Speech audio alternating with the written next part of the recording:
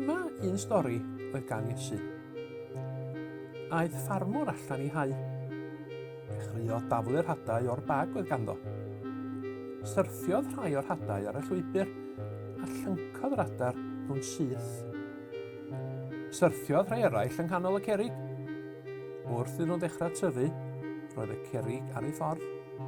Gwywodd y planhigion bach a marw yn yr haul poeth. Syrthiodd rhai eraill yn y drain a chael eu tagu. Ond, syrthiodd rhai hadau ar bryd da.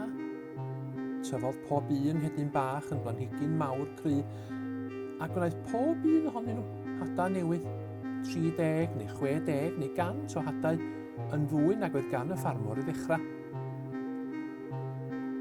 Beth mae'r stori ma'n ei ddweud wrthon ni? Gofynnodd ffrindiau arbennig Iesu iddo. Dweud yma hi beth sy'n digwydd pan mae pobl yn clywed y newydd da am deyrnas Duw, medda Iesu. Dydy rhai pobl ddim yn gwrando o gwbl. Felly mae'r newydd da yn cael ei gipio oddi arnyn nhw, yn union fel yr hadau gafodd ei bwyta gan yr adar. Yna, mae rhai pobl yn falch o glywed y newydd da, ond dim bond ar y dechrau. Pan mae trwbl yn dod, mae nhw'n union fel y planhigion bach roedd wywo a marw yn yr haul poeth. Mae rhai pobl yn poeni gymaint am y pethau maen nhw eu hangen, neu mor brysur yn ceisio bod yn gyfoethog.